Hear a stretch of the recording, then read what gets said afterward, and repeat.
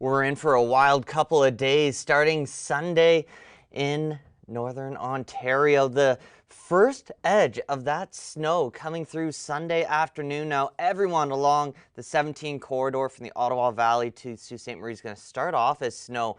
Then the question is, where does that mixing line set up? The nickel belt, you look to be in the crosshairs starting Monday morning, and then through the day, that boundary is going to stay right in place. And then we will go back over to snow for the tail end. But the wind, where that boundary is, that's going to play a big role. So let's take a look at the surface wind and where those arrows converge. That is where we're going to have the air masses meeting at the surface, but that southerly flow at about a kilometer above the surface, look at how much further north it is. So between those two lines, that is where you have the warm air overlapping the cold. So anywhere north of that purple, that is where you're going to be staying as snow. That's where we're going to see likely 60, 70, maybe 80 centimeters of snow. Not many places there to measure it, however. And then Elliott Lake, Sudbury, and south, that's where you get into that ice pellets. For every 1 centimeter of ice pellets, you sacrifice about 3 centimeters of snow. So